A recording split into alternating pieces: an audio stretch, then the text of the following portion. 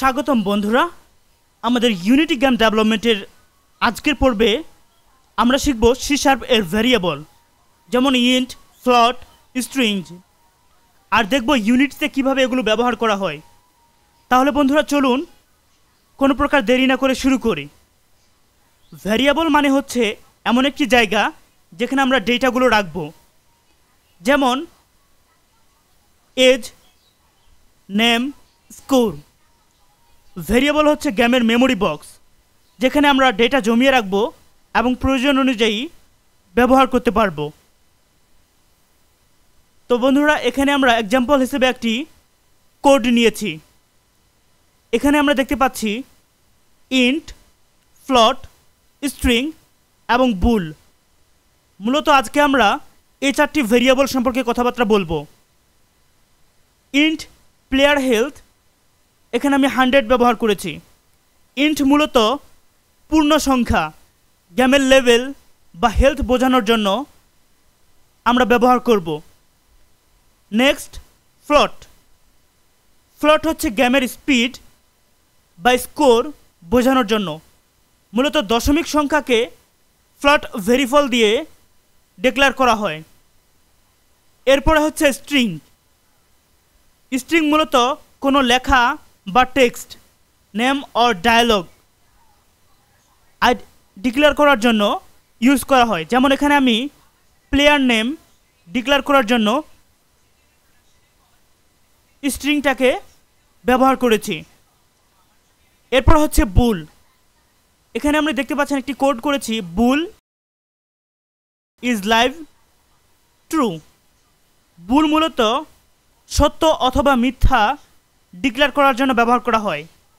Such that game is over, true or false, সত্য অথবা মিথ্যার মাধ্যমে আমরা সেটাকে ডিক্লেয়ার করতে পারবো। অলরাইট, তো বন্ধুরা এখন আমরা এই কোডটাকে ভয়েড স্টার্ট করার পর ডিবাগ লগ করে প্লেয়ার নেম এবং ডিবাগ লগ করে হেলথ, স্পিড, ইজ লাইফ এখানে শো করিয়েছি। এখন এই স্ক্রিপ্টটাকে আমরা আমাদের ইউনিটি এডিটরের মধ্যে একটা স্ক্রিপ্ট বানাবো, দেন অবজেক্টে অ্যাটাচ করে রান করব। বন্ধুরা এই কোডটি আমরা অবজেক্টে অ্যাটাচ করার পর রান করে যদি কোনো প্রকার এরর না পেয়ে আউটপুটগুলো পেয়ে যায় তাহলে বুঝতে পারবো আমাদের কোডটি কাজ করছে। অলরাইট, এর জন্য আমরা ব্যাক করব আমাদের ইউনিটি এডিটরে অ্যান্ড এখান থেকে আমরা আমাদের কোডটাকে সি শার্প আকারে সেভ করব। এখানে দেখতে পাচ্ছেন আমি অলরেডি প্লেয়ার স্টেটস নামে একটা স্ক্রিপ্ট অ্যাড করেছি। আপনারা যদি একবার নতুন থেকে অ্যাড করতে চান তাহলে জাস্ট প্লাস আইকনে ক্লিক করে সি শার্প সিলেক্ট করবেন, দেন এখানে আপনার কোডটাকে পেস্ট করবেন, দ্যাটস ইট। এরপর আমরা একটা গেম অবজেক্ট তৈরি করব। আমি পূর্বের একটা গেম অবজেক্ট তৈরি করে রেখেছি, সো আমি এই গেম অবজেক্টটাকে ডিলিট করে দিলাম। অলরাইট, গেম অবজেক্ট অ্যাড করার জন্য প্লাস আইকনে ক্লিক করুন, ক্রিয়েট এমটিতে ক্লিক করুন। আমরা একটা গেম অবজেক্ট তৈরি করেছি। এখন জাস্ট আমাদের এই স্ক্রিপ্টটিকে ড্র্যাগ করে এখানে এসে ছেড়ে দিন। ব্যাস, আমাদের কাজ হয়ে গেছে। এখন আমরা রান বাটনে ক্লিক করব। আমাদের কোডটি রান হচ্ছে এবং একবারে নিচের দিকে দেখতে পাচ্ছি যে আমাদের কোডটি রান হচ্ছে। Game is live, health 100, speed 5.5, is live equal true. অর্থাৎ আমাদের কোডটি রান হচ্ছে।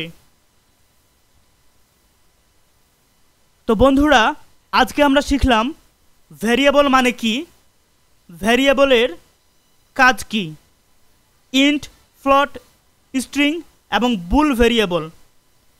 ইউনিটি কনসোলে কিভাবে আমরা ভেরিয়েবল প্রিন্ট করতে হয়। তাছাড়াও আজকে আরেকটি নোট আমরা অ্যাড করব। ভেরিয়েবল দুই প্রকার হয়ে থাকে, একটি হচ্ছে পাবলিক, অন্যটা হচ্ছে প্রাইভেট।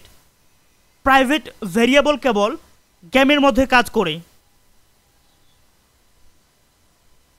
অলরাইট, আজকে বন্ধুরা তোমাদের জন্য কাজ থাকবে, তোমরা নিজেরা একটা স্ক্রিপ্ট বানাও এবং স্ক্রিপ্টের নাম দাও myinfo.cs।